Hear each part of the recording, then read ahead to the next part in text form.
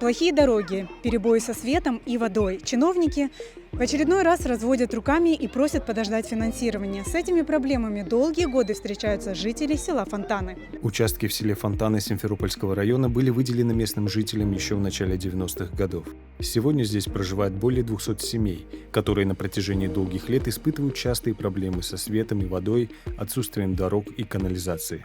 Здесь родились наши дети, пошли в детский сад, которые на Залесской возили их по грязи. И уже на протяжении 30 с лишним лет мы живем в такой же вот бездорожной грязи. С освещением у нас просто какая-то беда. Как небольшой ветер, хороший дождь, трансформаторы наши горят как новогодние елочки, сверкают.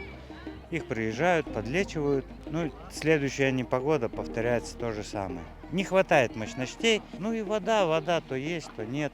У всех у нас есть дополнительные резервуары, мы как-то все научились справляться. Нету канализации, у каждого выгребная яма. Выгребная яма – это антисанитарная норма. Как бы они ни очищались бы, в грунт уходят все стоки. Я здесь конкретно живу, в этом микрорайоне, с 91-го года. И у нас эта проблема существует по сей день. Нерешаема она. К автобусу выходим мы по колено в грязи. Очень-очень тяжело, конечно. Особенно наши дети, пока выйдут в автобус сесть, уже неудобно даже, что обувь грязная. Все эти годы местные жители не сидели сложа руки и боролись за свои права. Писали обращения и письма в местную администрацию и власти Крыма. Организовывали встречи с местными депутатами. Их просьбы все-таки услышали. В прошлом году провели освещение улиц, однако не всех. Заложили и новый водопровод, но работы не завершили. А грейдирование улиц и подсыпка не дали ожидаемого результата.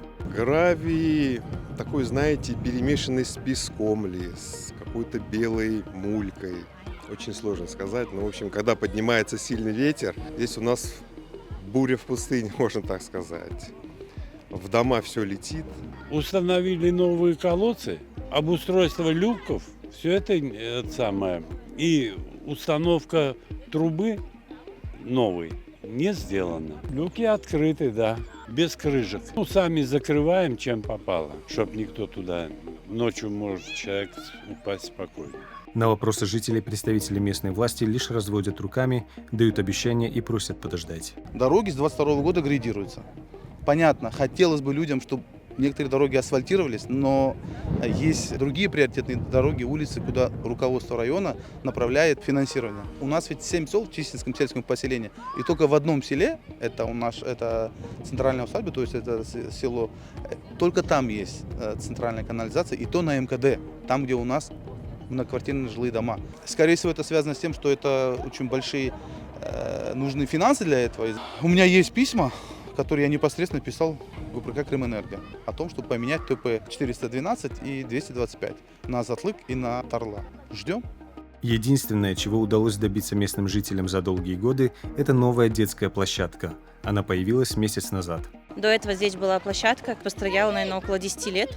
И после долгих наших обращений, сообщений, заявлений, просьб открыли эту площадку. Хотелось бы, конечно, чтобы площадка была для постарше деток, не только до 5 лет. Для старших деток хотелось бы какой-то спортивный комплекс, турники, качалка, потому что у нас очень много подростков. Жители села Фонтаны надеются, что местная администрация все же займется жизнеобеспечением их массива.